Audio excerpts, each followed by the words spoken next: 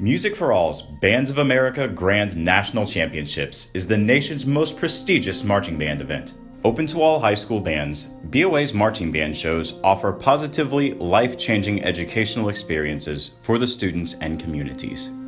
Grand Nationals is also a spectacular music and pageantry event, one that band fans from across the nation and around the world attend to witness exciting and creative performances. Being a part of Grand Nationals is an adrenaline rush, intense and exhilarating. This educational experience can seem overwhelming, especially for first-time competitors. Multiple factors like method of travel, hotel, meals, timing, safety, and communication must be dealt with and planned for to make a band's Grand National performance successful. To aid and assist everyone's planning, music travel consultants and the Ronald Reagan High School Marching Band from San Antonio, Texas, have partnered to make this informative and educational video on what a BOA Grand Nationals trip entails. A consistent finalist in all Bands of America events and known for its positive demeanor, attitude, and winning ways, the Ronald Reagan High School Marching Band brought 296 performers along with 65 staff members, chaperones, and parents to Grand Nationals in November 2016. Organizing a trip to Grand Nationals takes months of intense and detailed planning. Applications must be submitted and reservation options for transportation, lodging, meals, rehearsal space, homeroom and instrument storage, as well as educational components must be decided. That's in addition to the literally tens of thousands of hours that go into preparing the show, from the music and drill to endless rehearsals involving students, directors, staff, and parent helpers.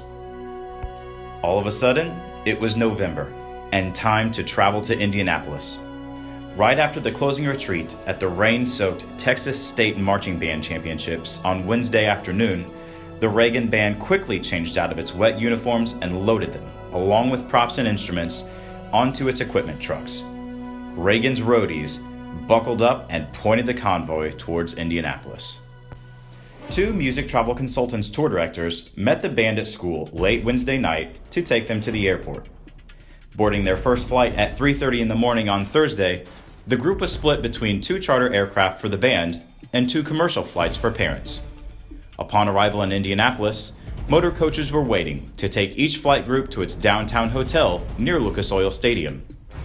Music travel consultants coordinated the arrivals so that each flight group would receive a good lunch and have time to store its luggage at the hotel before joining together for indoor rehearsal at the Indiana Convention Center at 5 p.m. Meanwhile, and right on cue, Reagan's roadies rolled into the Indiana Convention Center loading docks at about 4 p.m. Directed by their MTC tour directors, Reagan's pit crew and parents moved everything into the band's reserved homeroom at the convention center. And right at 5 p.m., the band walked into its reserved rehearsal hall to find a full-length football field with taped yard lines, hash marks, and yard line markers, as well as a scissor lift, so staff could view the entire ensemble and conduct rehearsal. Rehearsal ended at 8 p.m. Thursday evening. Reagan band members returned to the hotel, and each room took a pizza and drinks upstairs for a quick snack and much-deserved rest. With wake-up call at 4:30 in the morning, the band needed every minute of sleep it could get. All too soon, it was Friday. Rising super early, the band used every available moment to prepare for its preliminary performance at 9:30 a.m. Why does it take 5 hours to get ready? Here's the breakdown. The band got up at 4:30 a.m. Breakfast at the hotel was served at 5. A music travel consultant's tour director walked the band to the Indiana Convention Center at 6:15, where the band dressed, tuned, and played the show at 7:20. The Reagan Band was escorted to Lucas Oil Stadium by their MTC tour director at 8 a.m., arrived at 8:15, and by 8:20, the band was instructed to enter the tunnel at the stadium and begin its BOA pre-performance rotation schedule. At 8:30, the band and pit enters warm-up. At 8:45, the band transitions to music warm-up, and at 9:05, the pit reports to the field entrance. 15 minutes later, the band reports, and at 9:30, the Ronald Reagan Marching Band took the field at Lucas Oil Stadium in Grand Nationals preliminary performance. The prelims performance was absolutely stellar. The band stored their gear and then enjoyed a tasty lunch at the Hard Rock Cafe, arranged by music travel consultants. Then, it was back to the hotel for a little R&R and study time.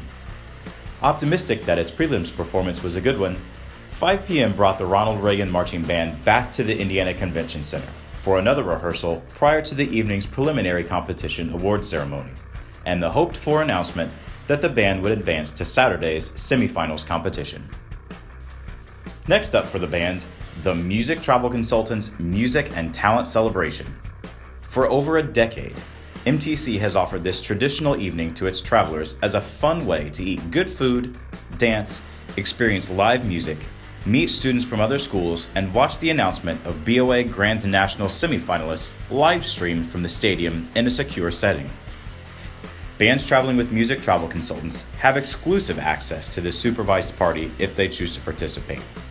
The Reagan Band opted in, had lots of food and fun, and then got the news that they would compete in Grand Nationals semifinals.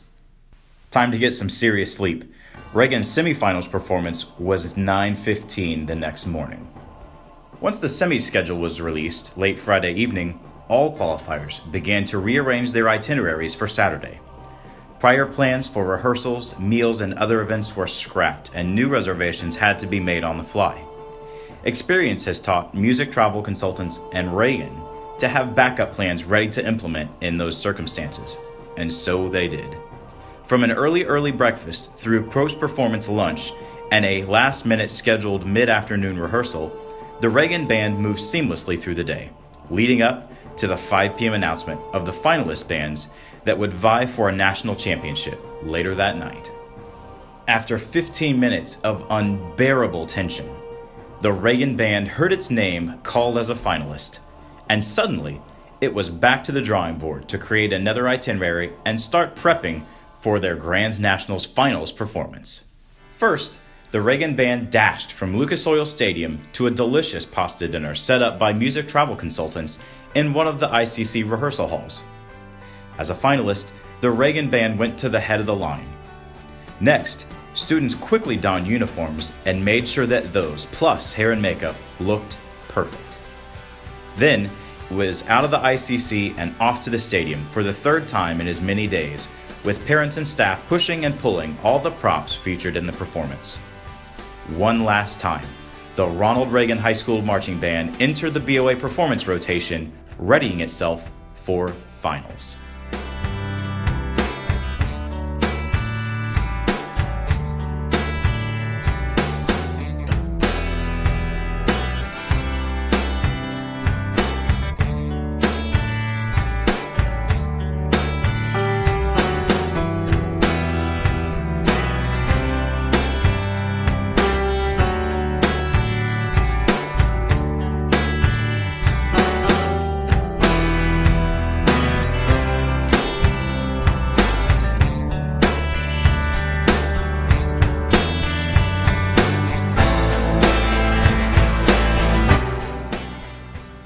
By 11 p.m., as drummers played the 13 finalists onto the field at Lucas Oil Stadium, everyone knew that after the fireworks and receiving finalist medals, the results would be known. For some band members, this was their first time in the rarefied air at the top of a national marching band competition. Others stood proudly, knowing that this was the last time they had given their all in a marching band show. The Ronald Reagan High School Marching Band gave a remarkable performance in finals, doing itself and its community proud. The Reagan Band returned to Texas on Sunday afternoon in 4 flights, reversing its journey to Indianapolis on Thursday, just 3 short days earlier. The band's Grand Nationals experience formed bonds between the members, within the band's community of supporters, and with musicians and dancers from other competitors. No matter what, all knew that these bonds would never be broken.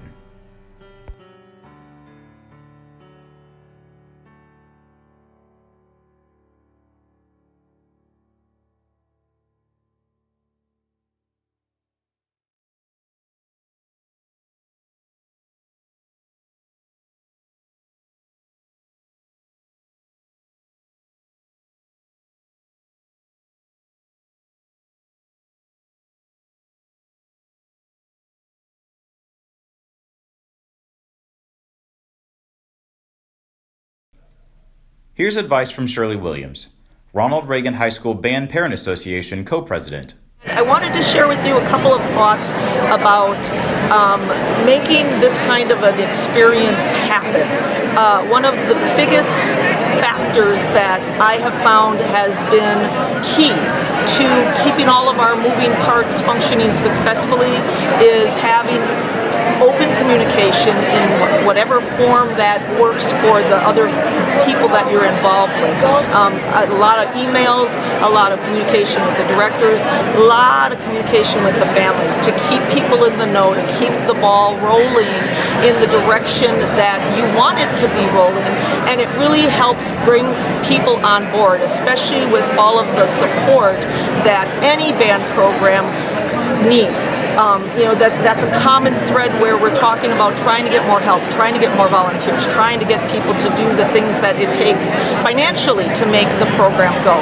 And that open communication and that reaching out and using social media and using whatever email system you have and making the texting available to everyone is an amazing, wonderful tool that will help your program all the way around. Another factor that is interesting about being in an environment that you're not used to being in is working out the logistics of getting trucks unloaded, getting all of your equipment where you need it, when you need it, and in a time frame that is usually pretty rushed. So you have to have a good plan in place to begin with, enough hands on the equipment, and quite frankly, people that have worked together through the whole season by and large. If you have those critical pieces in place, even when the stress is high and it's madness in the unloading docks, you can get the job done really, really efficiently. And of course, a big factor to that is how much stuff do you have. Reagan happens to have a ton. We have a full semi plus a 30-foot trailer and a 20-foot trailer that is all of the things that we need for our show. So there's a lot of logistics and details that have to be happening in the moment sometimes. So that open communication, be willing to support each other when it gets crazy, and you'll make it, and you can do it. This is Daniel Morrison, director of the Ronald Reagan High School Marching Band. What has been the hardest part in getting to today? The hardest part being here, well, I would say first of all, being here is great. The hardest part is probably a couple things. The first one is the exhaustion is starting to set in a little bit. We had state marching contests before we came here, so we've had 5 really early days in a row. Besides that, just the excitement, the stress, and the pressure of knowing if you're going to advance to the next round or what's going to happen. I think those are probably the 2 hardest parts about being here today. What is the one thing you will always remember about Grand Nationals? The one thing I always remember from being at Grand Nationals, I've been to a lot of Grand Nationals actually, even though I'm pretty young. My dad was a high school band director, and so I've been here many, many times.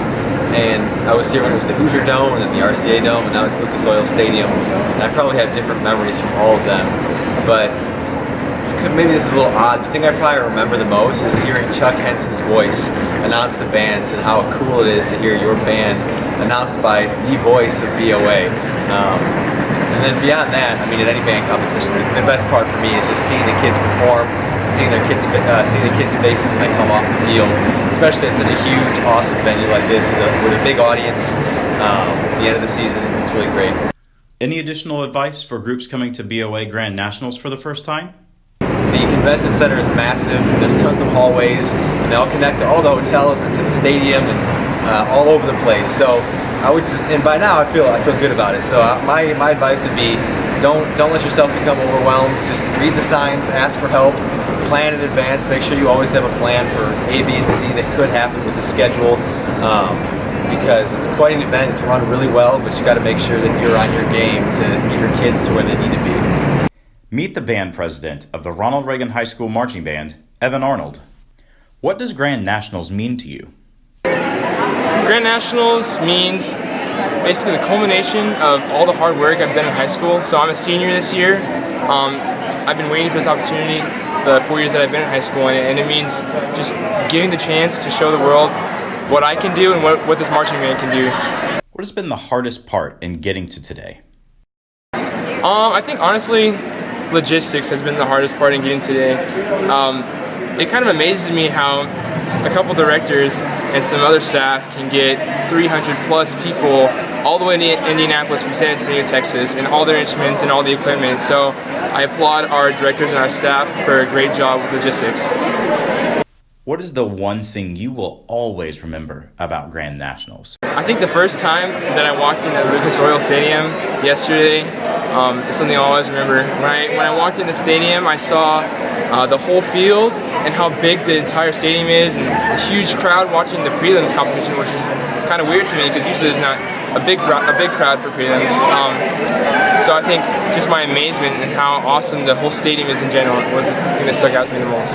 What's been the most fun thing on your season-long journey to Grand Nationals? I think as band president, it's kind of my obligation and kind of responsibility to get to know everyone in the band and try to establish a personal connection and friendship with everyone and try to help them as best as I can. So getting to know as many people as in our band, that's like 300 plus people, getting to become friends with them and establish some sort of relationship with everyone in the band has been awesome. I got know a lot of people. When you tell non-bands people about Grand Nationals, what do you say? When I tell non-band people about Grand Nationals, I tell them that it's basically the ultimate high school marching band event, that it's the cream of the crop, that the best bands from the whole United States get to come and perform their show, hopefully 3 times, and for a huge crowd in an amazing stadium in an awesome city, and they get to show everyone, the whole world in fact, how hard they've been working the entire season. What is one lifelong lesson you will take away from this season? Something I'll take away from this season, and really my whole marching band career in general, is that hard work really does pay off. We spent so much work and effort and time on this marching show, getting everything perfected, and I really enjoyed the being able to play my instrument better, be a better marcher, and even be a better teacher to my section mates and the whole band. So developing relationships has been my favorite.